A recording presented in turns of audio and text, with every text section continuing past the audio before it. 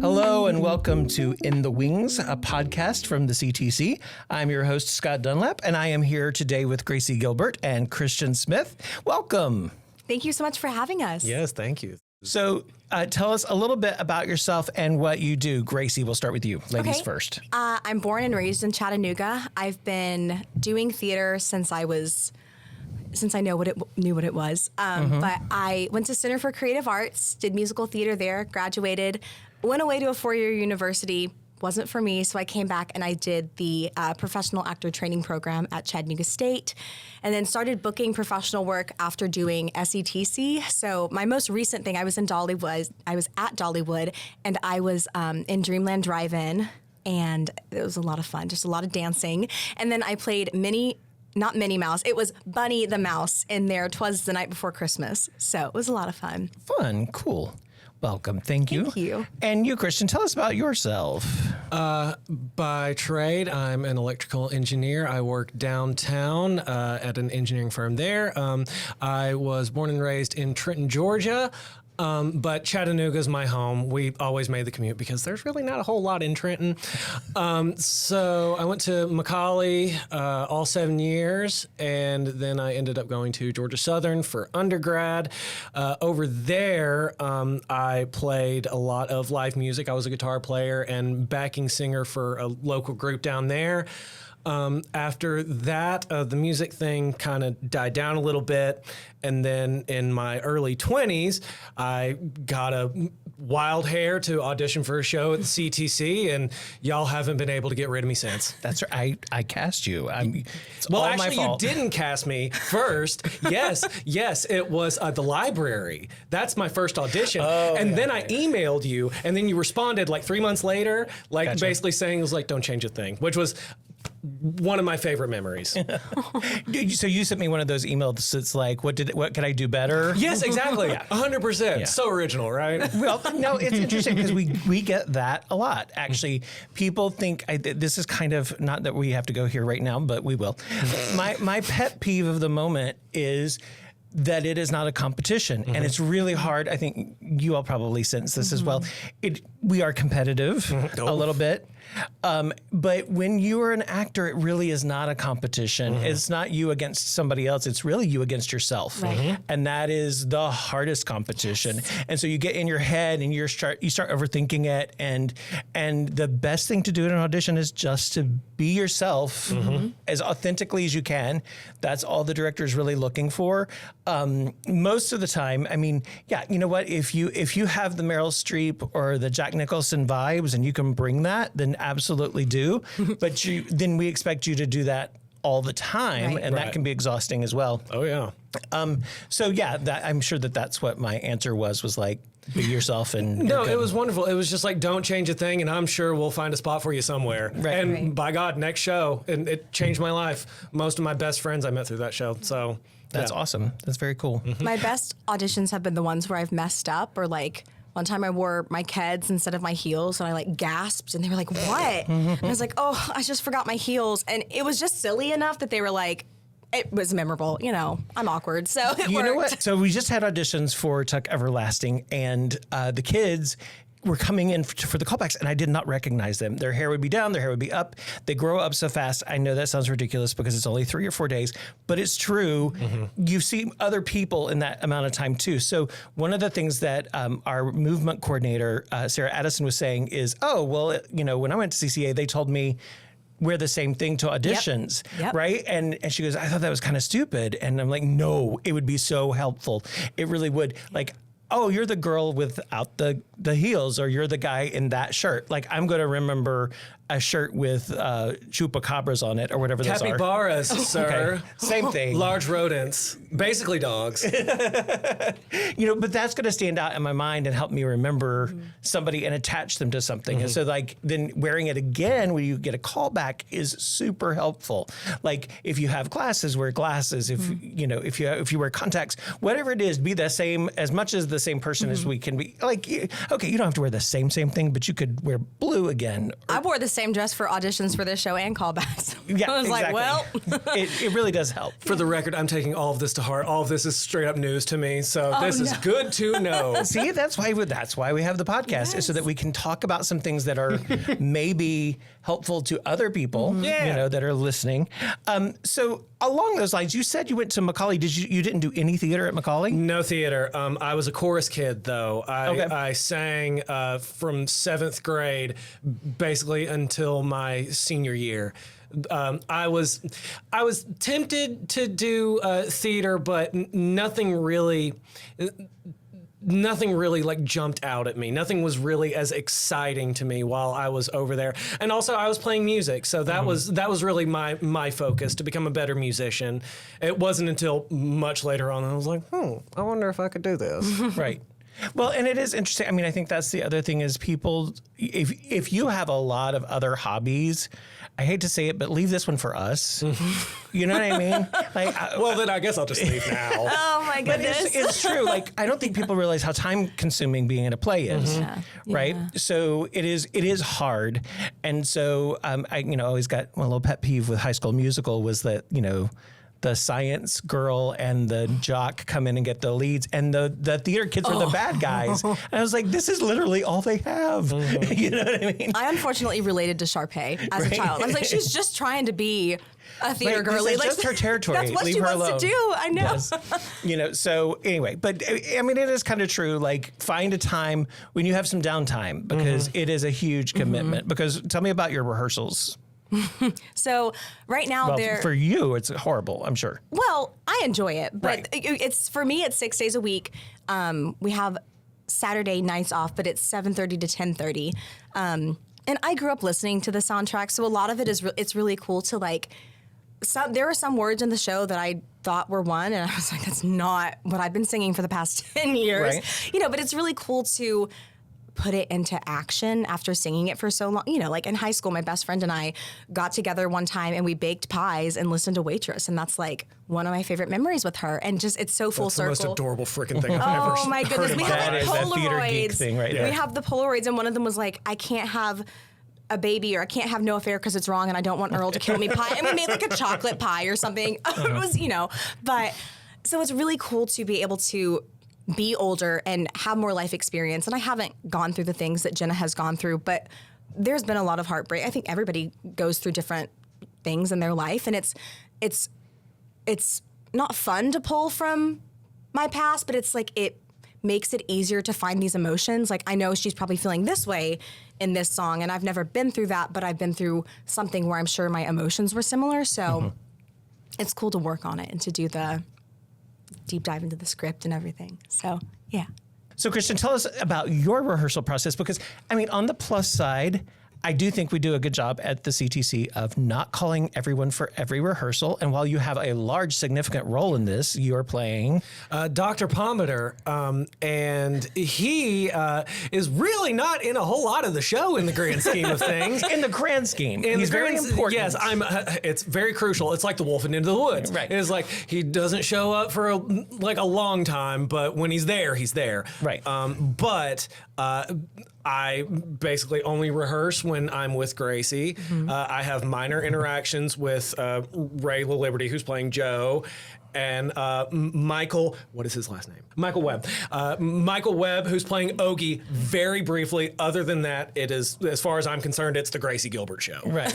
Well, she is, I mean, she plays Jenna, and it is Jenna's story. So she's tying it all together. And it is a little bit about the community of the waitresses that all work together in this diner. And so, but you're the central focus, and with Dr. Pomatter have, spoiler alert, a little bit of a relationship. Right. Very inappropriate. So tell me about that, though. Like, how do you, I mean, because we have had some people make comments about this. How do you approach doing something that you personally are against? Does that make sense? Now, we think about, everybody, like if you're playing a murderer in an Agatha Christie, that's fun. But when the lines get blurred a little bit about morals and ethics, how do you feel as an actor doing that? I don't see any qualms. Well, okay, I have many qualms with the action itself, but getting myself and putting myself there as an actor, there's not really that much of a barrier to entry. I've had a lot of relationships with other people, many people who have been married, have struggling marriages. Like, marriage is tough. Marriage is really tough. And I mean, I know that. I'm a child of divorce. So, I mean, I know from a firsthand experience that being in a long-term relationship with somebody is rocky inherently. There are things that you're going to have to figure out. And a lot of times it is a lot easier to just go with your urges and do something that may be perceived as bad, as opposed to just talking about it. Doesn't mean that it's the right thing to do, but it's human nature. We're fallible creatures. There's nothing that's absolutely perfect about any of us, you know? So to see him be a flawed character, that's the most fascinating thing to me, because it allows me to really flesh him out. Because the show doesn't really flesh him out all that much. Right. You really don't get, the show is not called Gynecologist for a reason.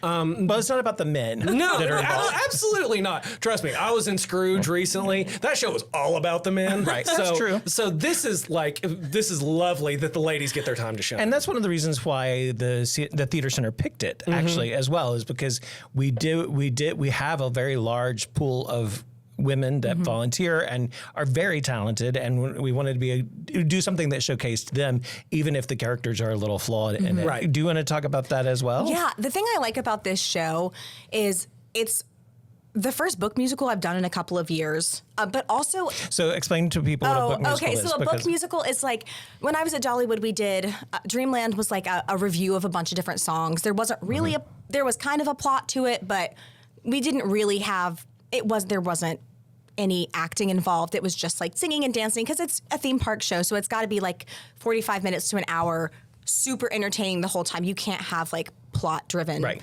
So this is the first like plot driven show I've done in a while. And I really like that when you think of musical theater, this is not the kind of show that you typically think of, which I've had to kind of break out of, because I'm very much like just the most basic musical theater girl. You know, all the Hairspray, all the big flashy musicals are just what I love, what I grew up on. So it's really interesting to play Jenna, because she is so... We're very similar, but we're also very different. But she is very... she's in her head a lot, and she has all of these moments where she's, you know, kind of trying to deal with what she's going on, and she'll like go into this dream state, and she'll kind of tuck her problems away into baking her pie. She avoids most of her problems, and I try not to do that, but I think everybody kind of does. But you know, I was always like the goody two-shoes growing up. I never did anything like wild or crazy, so it's kind of fun to play a character that's like, she's just kind of doing what feels right to her. You know, she's like, this probably isn't the best, but I've only ever done what has been right for myself or for other people and not myself. So, you know, so it's kind of fun to play that. But I also, when I first saw this show, I did not like Jenna, because I was like, you know, I'm not going to give anything away, but I was like, morally, what she's doing is wrong. And the whole show is kind of based around something that most people would see as wrong. And it's taken me, you know, seeing it as a younger human and now as an adult, to be like, you know, no one's life is black and white. Everybody is kind of dealing with the circumstances they've been given. And the show is very much about the community around her and helping her deal with her past traumas and everything. But also, nobody in the show really, like in real life, necessarily gets like the happy ending they want. And I think that's something that, as I've grown up and tried to pursue theater professionally, when I was in high school, I thought I was going to be on Broadway at 25 and married by 30. I am 26 and very single. So, you know, so I think it's kind of like, oh, you know, sometimes life doesn't go the way you want it to, and sometimes that leads you to make decisions that you never normally would. And I just like kind of exploring that, I guess, in a safer way of like playing it as a character, rather than like, you know, Gracie going and doing these things. So, yeah. Well, and it's interesting that you say, like, you hit on something right there, that your director, Beth Gumnick, I've worked with her at Baylor before, and she talks to the kids all the time about why do we play? Like, and then it is a play. We are doing a play, even if it's a musical. There is play involved and play acting. I hate that word, but it's true. But when you look at puppies and kittens and in nature, animals play, and why do they play? And you know, it's fun to watch the kids. They always come to like, well, actually, play is practice for real life. And so you're right. It's like it's fun to do something that you would not do personally in a safe zone and be like, "Ooh, this feels icky. I don't like this," you know. And there's, I mean, you have to have a villain, and sometimes the villain is your main character. Yeah. Not that Jenna is necessarily a villain, but she's flawed, certainly. Very much so. You know, very flawed. But like we look at Shakespeare and all of the great. I mean, Hamlet and the Scottish play, the main characters are deeply flawed. They make big mistakes, and yet we celebrate them, you know. And not to get too like a feminist bit on it, but it just came to me. It is interesting that when we have a character like Don Draper in Mad Men, or what's his name from Breaking Bad, Walter White, we celebrate it. But women are kind of expected to be more perfect and handle things in the right way. As an example to young ladies, Yes. Skylar from Breaking Bad just gets skewered. Yes. Just gets skewered, even though she is the best part of that show Right. In a moral sense. Right. I mean, aside from Walt Jr., because all he wants is breakfast. I mean, They should come to Joe's Pie Diner. It is interesting that we kind of hold female characters to a higher standard than male characters. But with flawed male characters, we're like, oh yes, I totally relate to him, and I can see myself in that. You know. But what I think is fun about Waitress, I kind of had a similar reaction when I saw it as well. But what I think is nice about it is you do have the camaraderie with the ladies. And have you guys ever worked being a waiter or waitress? I'm at Starbucks right now, and a lot of it's very similar. It is like you find out like all sorts of. You may have like 15 minutes of downtime, and people are telling you deep dark secrets about their lives that you're like, I don't know if I really need this information. Make coffee, y'all. It's like, I don't. But then like you do form like a little family. It is. I think that's really interesting. I think that's kind of the core of the show too, is family and how we define family as well. Why you kind of touched on this? Why did you want this role? What about it appealed to you before you got the role? Right. Like, why did you audition? I guess I have always loved this musical. I grew up as a musical theater kid. You know, I was a musical theater major in high school, so I've always really liked just. As a kid, I tried to sing like last 5 years for an audition freshman year of high school. It was a disaster, but I've always had that. Oh, it was tough music. so bad. And also, for people I was that don't know, 14 years old. last 5 years is about a couple going through a divorce. So every freshman in high school could totally relate, I'm sure. Oh, I really thought I did. I really thought I ate it up. I did not, and that's okay. You know, so I think, you know, kind of working through trying to do theater as like my career, you hear no a lot. Which I don't think I think I didn't realize that when I decided to do this, like as a career. I was like, oh, it's going to be easy. It's not. I love it. But, you know, there's a lot of rejection that you go through. And I kind of just decided, like, I love this show. I just want to do a show that I really enjoy, that's for me, that's not like, I don't have to worry about like getting paid to do it. Like, it's just for fun. And I did not expect to be cast. I really did not. I left that audition and I was like, well, that was fun. You know, that was a good experience. That's actually a really good mindset to have, to be honest. Yeah. But I think it's just kind of like, what was the question? Why did you want this role? What motivated you to audition? Oh, okay. Thank you. Good grief. I think just doing something kind of just to play and have fun. But the more I've worked on this role, it's really become a really important role and kind of what I've needed in this period of my life. I find that when I come back to Chattanooga and do shows here, it's always just like the most refreshing, wonderful experience. I enjoy it much more than when I'm actually on a contract because I can have fun. I don't have to worry about anything. And this show is just, I've loved it for years. And so it's really cool to be able to be part of it. So, yeah. What about you, Christian? I was unaware of the musical. I'm not really a classical musical person. I got into musicals very late in the game, but I think when I first noticed that musicals were like an elevated art form, it's when I listened to, talking about the last 5 years. The first time I heard the last 5 years, I was like, oh my God, this is like not only is this like a great show and a compelling show, but it's like the music is just, it's so complex and there's so much going on. Like I've seen and I've heard musicals that have been like relatively cookie cutter, and there hasn't been a lot of them that have been super interesting to me. But I saw this show when it came to Memorial I guess it was a few years ago at this point. And I listened to the songs that Sarah Bareilles wrote and that touring cast performed, and I was slackjaw for most of the show because it was fantastic. Whenever I am able to resonate with really good music, it's uplifting, you know? So the moment that I saw that CTC was putting on this show, I had to go out for it. And like Gracie, I had no expectations. I had no idea that I would be cast in this role. A, that I would get cast in a role that Nathan Fillion did, one of my idols. Oh my gosh. And B, that I would be able to sing this music. And not only sing it, but sing it with somebody who's also a very competent singer. So it excites me that we're going to be able to do something beautiful for everybody. And like in rehearsals, Gracie and I have been killing it. Like it sounds really good. Yeah. And I think also it's special because the national tour is on a hiatus right now. So not a lot of theaters got the rights to do this show. So of course I was like, well, I'm obviously going to go out for it. Like, just to say I did.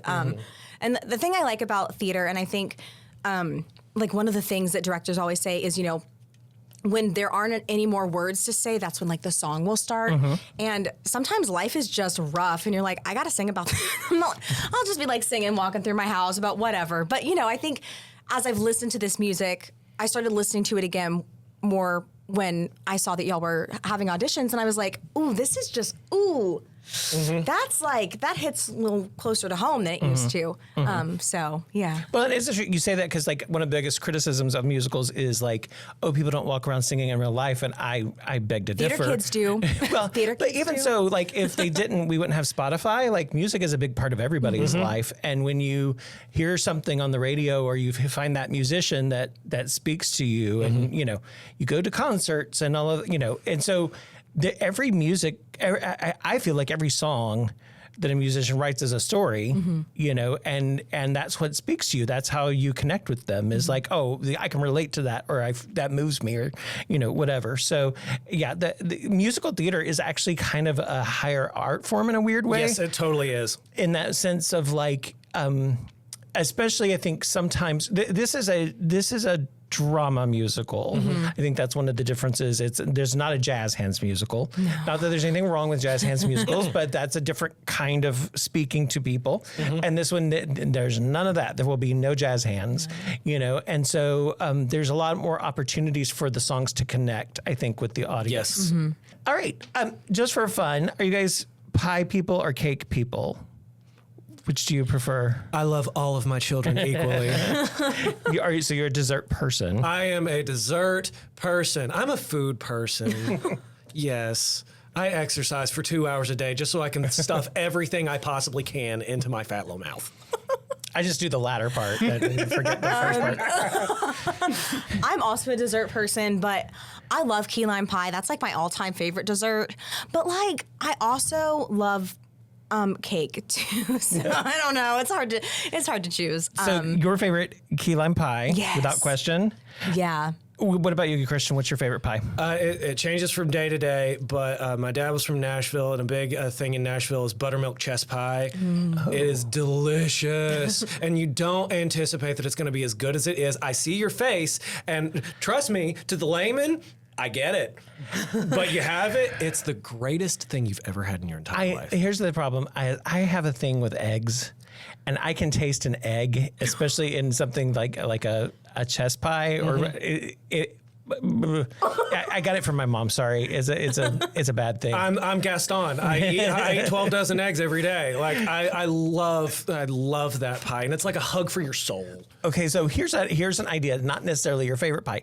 If you were a pie, what pie would you be? If people were to see you on the menu, what pie would you be? Because Jenna does this in the play. She creates pies out of her situations, sort of mental pies. Some of them are very abstract and weird. Yeah. But so it doesn't have to be abstract and weird. It could be something that we know. Okay. But what pie would you be if we were to taste you?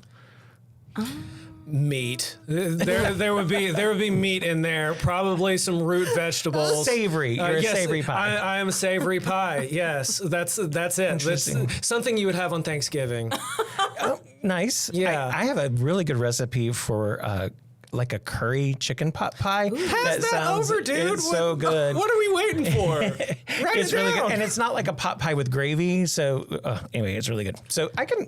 Meat savory pie would be fantastic. Oh, yeah. But like turkey, you think maybe you said Thanksgiving, you mentioned that. I don't know. I'm kind of thinking like more of a game hen or like a quail or something on the darker meat kind of side. Chicken thigh. There we go. That's a chicken thigh pie. Yeah, chicken thigh pie. That's actually a good name. That sounds That good. Put some works. sweet potatoes in there. Maybe some cilantro, chickpeas. Like put a little bit of spiciness into it because I'm a little spicy. And yeah, that's me. Okay. What about you? I feel like mine would have Pop Rocks in it, just because. Nice. Oh, I was thinking what is my personality? Like it's bubbly, it's kind of sparkly, I guess. I don't know. I'm very goofy, but maybe like a themed pie. I don't know, like I don't know, like. I really. No, I know. I really. That's why I'm asking you. Yeah, I know. Here's the tea. I don't. Something, okay, if I were to do it like Jenna, it would be something sweet. It would be something sweet, and then like you get like a really homey feel at first, and then there'd be like that pop of like, oh, that's fun. So like something that would be served at like a theme park, like a special theme pie? Maybe, or just something that's like a classic apple pie, but then like a twist or something. Like Pop Rocks. I don't know what like the culinary version of Pop Rocks would be. It's Pop Rocks. I think that's because you can eat them. I mean, I remember when I was a kid, palate. there was this ice cream shop around where I was growing up, and like, of course, they had all these different flavors of ice cream, but they had one that was basically just vanilla, but it had Pop Rocks in it, and I always went for that one because Clumpy's it's exciting. has the firecracker one, and it's cotton candy ice cream, which I will die on the hill that cotton candy is the It's best really- ice cream. and it's actually low in calories, surprisingly. Is it really? Yeah. Well, at least the kind I get. Just being sugar? Wow. Yeah, I know. And it's because delicious. there's very little anyway, and then like the Pop Rocks on top. So something like a very classic pie, and then some extra like something sparkly or something. Yep. Something that Leslie Knope would order. Oh, very much so. Oh yeah, yeah. All right. Sounds good. All right, we're going to do one quick thing. I'm going to mix these up. The people that are just listening, I have some cards on the table of questions that you get to ask yourselves. So each of you take one from that pile. Okay. And then This is fun. It is fun. It's like question roulette. You don't know what you're going to I don't know what you're going to get. And take one from that pile. One of these will be about you personally, and one of them will be about your. It can either be you can apply it to your art or your business. Like if you want to apply it to what you do on a daily basis, it doesn't necessarily have to be about acting. So y'all can look at those. Okay. While you're looking at that, I'm going to do a little maintenance here. I want to talk a little bit about we have. Reservations for upcoming performances of Tuck Everlasting. So if you are a teacher and you're looking for a field trip opportunity, Tuck Everlasting will be having school shows coming up in October. You can make those reservations now. I would recommend it. It's going to be in our circle space, which is a smaller space. So it's limited seating. Also, if you have any questions for us, we would love to take questions about anything in general, like how we pick our shows or audition tips, anything like that, you can always email us at our mailbag at hello@theatercenter.com. That's theater RE and center RE. So email us questions and we would love to answer some things for you as well. All right, you guys have had a second to look over your questions. Okay. Who wants to go first? I can go first with one of my. I don't know the answer to the second one yet. It'll probably come to me. Okay, tell us what was the question? My question is, what's my favorite funny story to tell people? I'm sure I have a lot. I simply cannot think of any of them right now. Well, and answer the one that you know. Oh, it fell. I'm sorry. How do you define success in your field? Which I could talk about this for hours. So Okay, I so won't. like your field, you are working to be a professional actress. You're out there Yes. doing the deed. Yes. All right. So tell us about how do you define success there? It has changed, which is something that I've had a hard time coming to terms with a little bit because I think I mentioned that when I was a kid, I thought by 25 I'd be on Broadway. Right. That's a good goal to have, though. Yeah. I mean, it is. Yeah, and I think back in the back of my mind, it was being on Broadway was like the end all be all. But as I've gotten older and kind of realized, that's not for everybody. That's not, first of all, it's not possible for everybody. It's just not going to happen for everybody, unfortunately. And so then for a long time, it was like, well, doing, working professionally all the time or like doing cruise ships all the time or something. Like what I wanted to do with my career has changed. I still would love to do a cruise ship, but now it's kind of more like finding a regional theater maybe. Right. But honestly, for a while, it was being able to support myself solely through theater. Right. And I'm sure that is possible, but right now, when I'm just starting out and I'm just getting to know people and just starting to audition, like I would love to be the kind of person who could, be at the Muni every year. And the Muni, if you don't know, is like a professional theater in St. Louis. It's like you have Broadway and then you have like a string of like really high quality professional theaters that are kind of like Broadway feeder theaters. Yeah, and they get people from Broadway shows to be in their shows, and yeah. So I think success maybe is, for me now, it's kind of finding the balance between theater and who I am, because I've realized that like, I'm working on it, but I don't, like when I'm not in a show, I'm kind of like, who am I?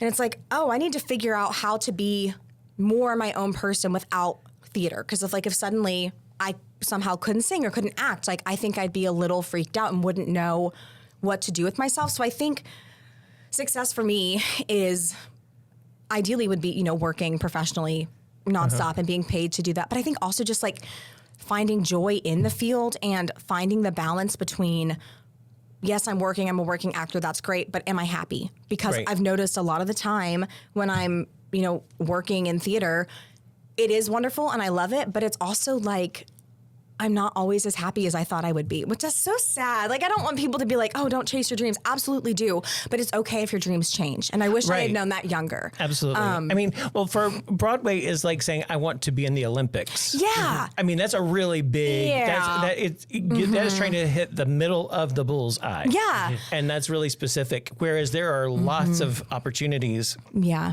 that can be fulfilling. And I think Broadway shows are just as meaningful, or I think community theater shows are just little theater shows, or like, high school productions are just as meaningful and important as the big Broadway shows, because the Broadway shows, like, they know what they're doing. It's, it's their job. They're like clockwork. They know it. But I think, just doing theater, no matter what, like, even if you aren't trying to pursue it professionally, just doing it, whether or not you're doing it to like really be a star or whatever, is just so, I mean, I've learned so much about myself and about life from doing theater, and I think it's a really great way to get outside yourself and kind of play around with somebody else, but also figure out what you want to do in life. And like, it's okay.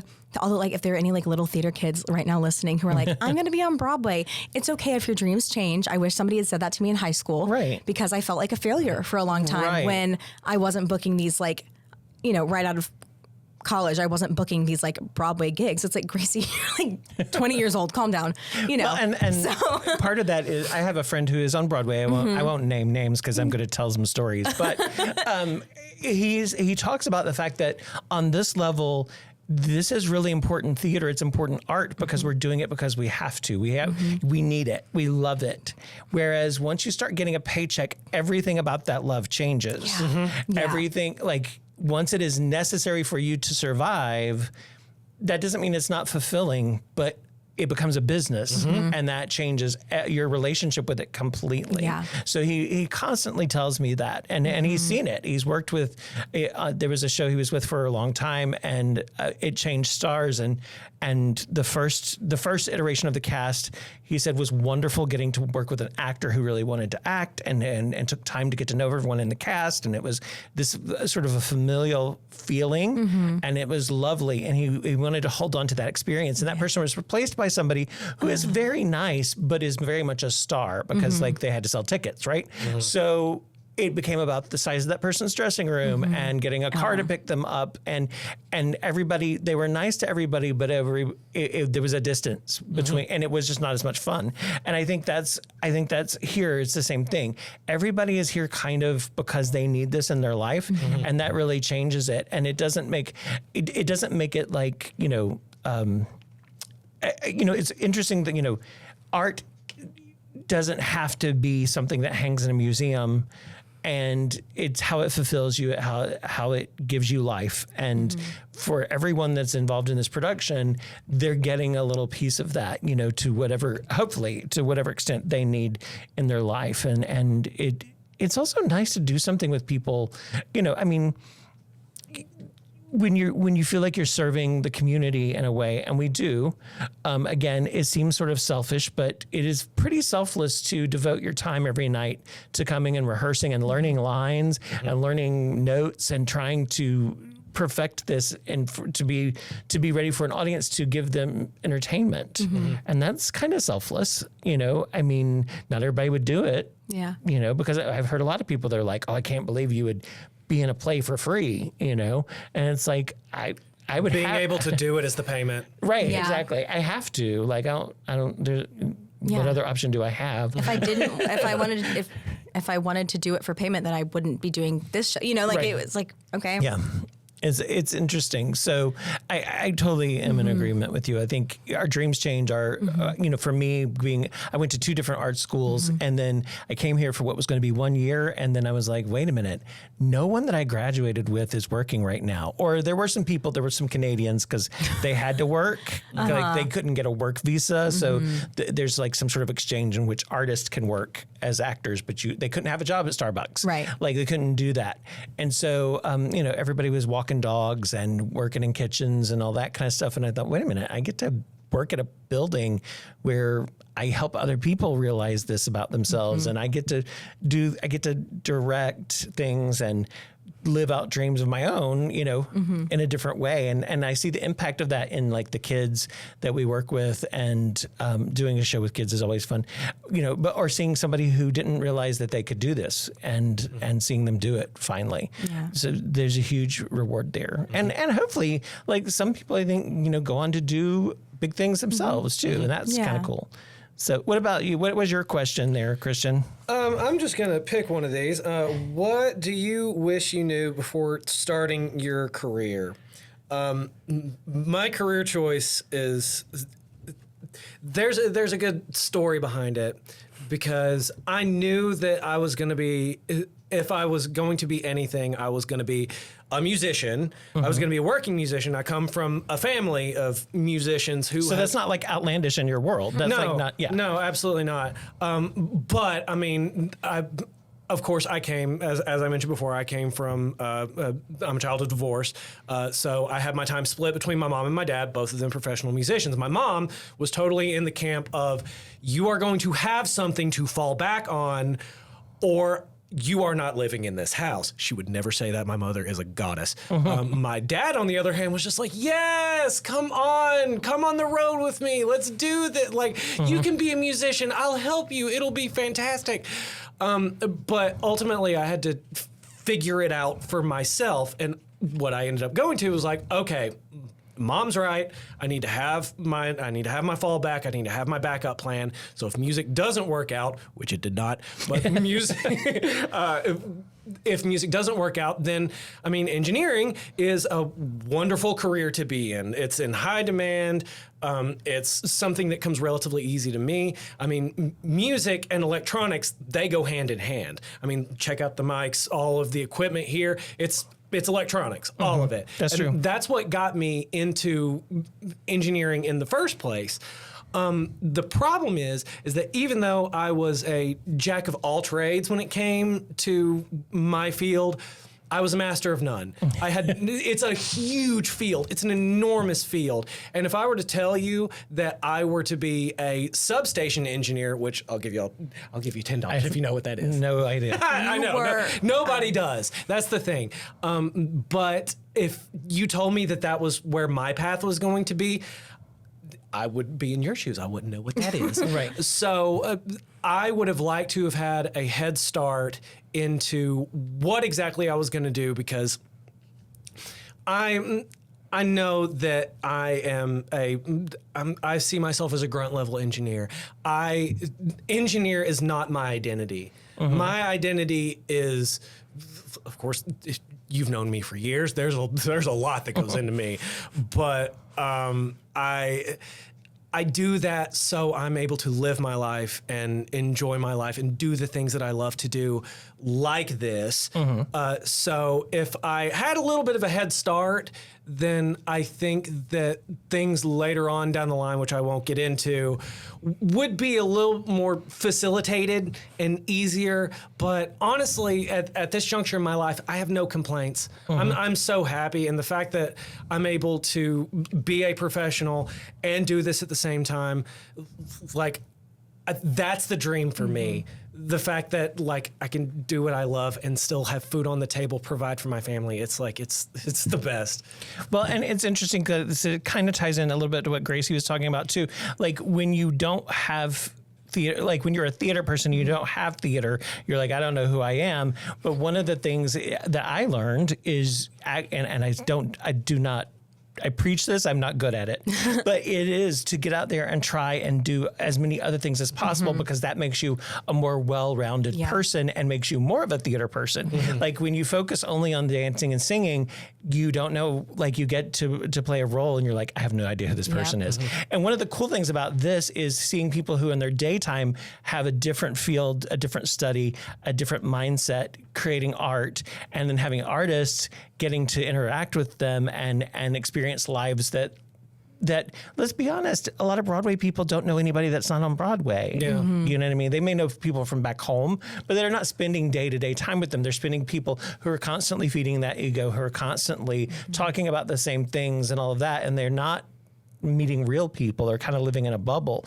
And this bubble is totally different, you know?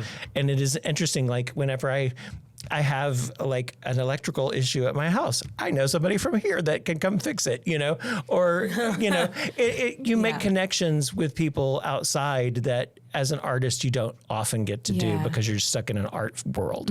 And so, you know, I think for you, bringing a different sort of discipline to this is part of what makes it interesting as well. You know, if you were just some guy who'd always been in shows before, then that wouldn't be as interesting. It wouldn't be as fun. Yeah. And you wouldn't be probably having as much fun, to be honest, because this would just be another job. Yeah. I can find fun. I'm good at that. What about your other question? Okay, now. Look, I still don't have one. You don't have any funny stories? Well, here's the thing. I have been told that when I try to be funny, I'm not funny, and I'm only funny But that doesn't mean it has to be like a joke. Well, yes, but I can't think of anything. One time a bee took a piece of my pork. Do you want to hear that story? Okay, I'll tell the story. I mean, can we talk about Smokey the Bear real quick? Yeah, let's talk about Oh, okay. Well, I'm also very outdoorsy. What's your question? What's your other question? Wait, am I telling the bee story or am I telling the Smokey the Bear? It's your world, girl. Just adapt this question to talk about Smokey the Bear. Okay. Oh, okay. So, what's your favorite funny story to tell people? I'm just like an awkward person in general, so I'm always like, I don't try to be funny, I just accidentally am. And I don't realize it. Like the other day you said that I was one of the funniest people you knew, and I thought you were joking. I was like, there was a little bit of that in there. I'm not gonna. Oh, okay, well, thanks. It was like, are you being facetious? And of course I was like, well, yeah. I could not tell. I'm not a bad person. I know you're not. So I love being outside. I'm a very outdoorsy person. And I know what I'm going to talk about. Okay, so I love Smokey the Bear. That's like, there was a TikTok trend a couple years ago where it was like, I want to know what everybody's like weird niche interest is. Mine is Smokey the Bear. I have so much Smokey the Bear stuff. I'm going to get a Smokey the Bear tattoo after this show. And I don't know where it came from. I'm really into the national parks. Like I do a lot of solo road trips and like go to the national parks and stuff, but I don't. So you chose the bear, literally. Yeah. You're a woman who chose the bear. Yes. Smokey the bear, a very specific bear. I've seen a couple of like black bears because I lived in, Sevierville, and There was one time where I was just like going to throw away my Chick-fil-A breakfast trash. And this guy was like, there's a bear right next to you. And I was like, what? And there it was, just like over where Jeremy is, just like eating, woods, I guess. But I love animals. I'm a big animal person. So because I have anyway, I love animals. And there's a mountain in the Smokies called Mount LeConte, and they have like llamas that carry, or maybe it's alpacas. One or the other. They're the same to me. They're the same to me. They kind of look the same, like chupacabras. Yeah, that's like a fictional thing, though. The chupacabra. Yes, I know. Okay. But It's funny. They eat goats. I love goats. Bears do? No, chupacabras. Oh, okay. Okay, sorry. The ADHD Back to the bear. Tell us about the bear. So, the Mount LeConte has a bunch of llamas because they're up on it's like a 7 mile up to the top of the mountain, and they have to have llamas bring them supplies. And so I think they go up on like Tuesdays and Thursday mornings. And so I saw this and I thought, oh, well, I'll catch up with them. I decided to go meet the llamas on the trail. And I think they leave at like 5 a.m. So I was like, llamas can't be that fast. Like, I'll get there at like 7:30 and I'll meet them. I think by the time I got to the foot of the mountain, they were already up at the top. And I didn't realize this until I was like 4.5, 5 miles in. And at that point, I'm like, well, I'm obviously going to hike the 7 miles to get to see the llamas. Yeah. Obviously. And so I kind of like accidentally do a lot of like super outdoorsy things, not meaning, like I ended up doing like a 14.5 mile round trip just to see these llamas. They were great. I couldn't pet them. They were behind like a fence. It's not a funny story, but it just kind of like, I think it says a lot about who I am as a person. Like, I'm not dumb, but I was aware that I was probably going to hike 14 miles to see these llamas, but I also just kind of like gaslit myself into being like, it's not that much farther, even though it was 14 miles. Some people hike 14 miles for no reason at all. True. That's true. You had your passion driving you. Mm-hmm. Yeah. It was great. It was a great experience and I loved it. But so I will be doing silly things to see different animals. There was like, I went on a mission trip to Haiti one time and there was this goat that was like stuck. And I like unstuck it and stuff. It was like, it was yelling. It was like, please help me, Gracie. And I was like, okay. So I like freed this goat. And then the man who we were helping plant, well, everybody else was helping plant like beans and stuff. And I was just like trying to like hang out with this goat. But this goat I was like obsessed with this goat, of course. And so the man was like, do you want to take this goat home with you? And I was like, I can't, but I would really love to. So I was just like, I will do weird, crazy, random things to like see an animal or like, yep. And so Smokey the Bear fits into that. Well, I guess so. Because you love Smokey the Bear love because Smokey he's the an Bear. animal that you'll do anything to see. I guess. I don't know. Like I said, I'm not funny when I don't know.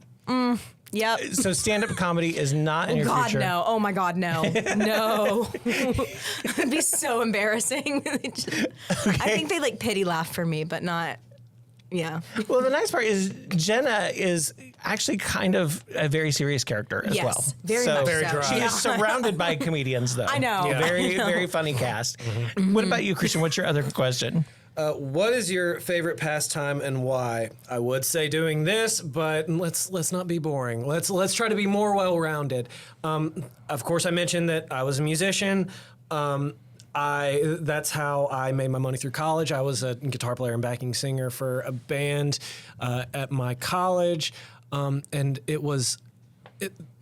I have the most fun and the most like satisfaction in my life when I'm performing. Mm-hmm. Like I think that first and foremost, before anything else, I'm an artist, which is why I gravitated toward this place and I haven't been able to leave.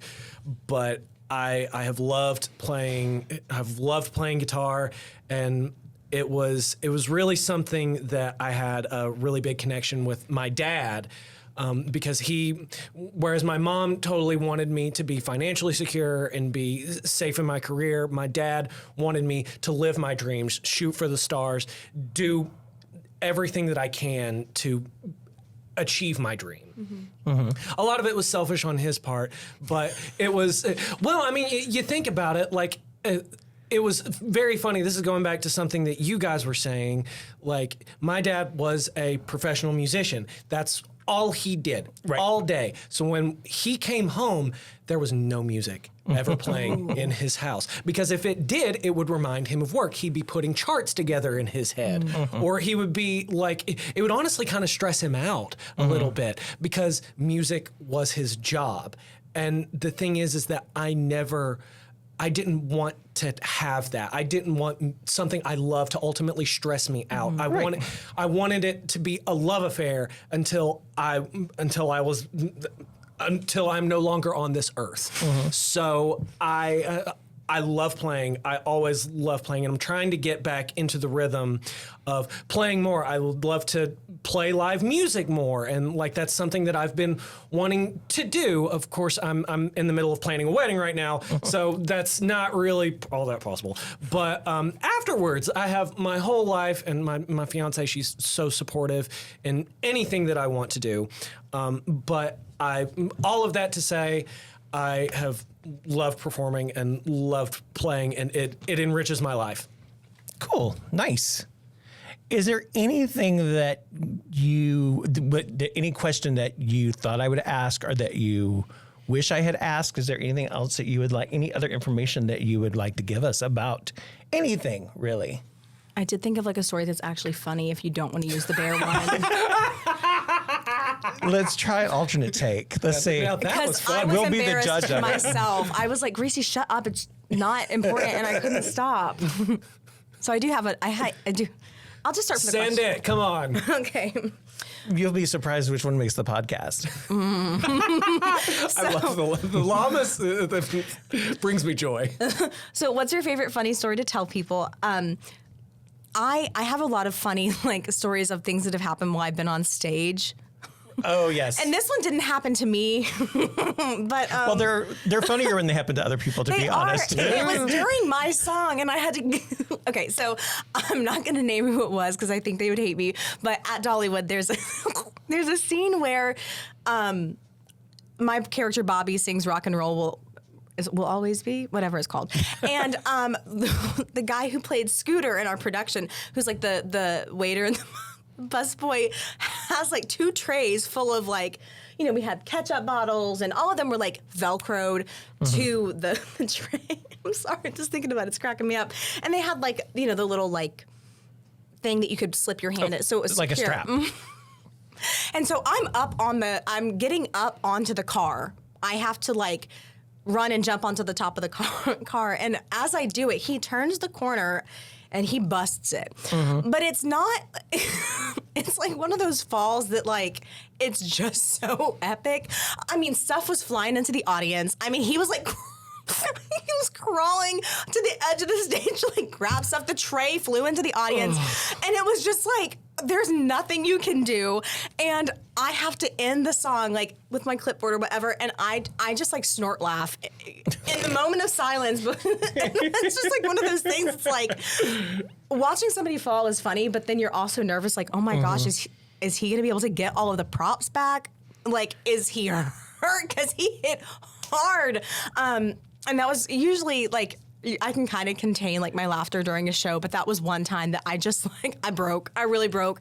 Yeah. What was the audience's reaction to this? Were they like, I think they felt bad for him. I think they felt bad for him because it was clear that was not. I don't know. Every time something horrible happens on stage, my audience friends are always like, oh, I thought that was part of the show. And I was like, no, there is no way you thought that was part of the show. You're being nice. Yeah, there was another time with this same actor where he rides a bike onto stage and the front wheel just falls off as he's riding it. So he kind of has to like unicycle himself across the stage. There's also actors who seem to be prone.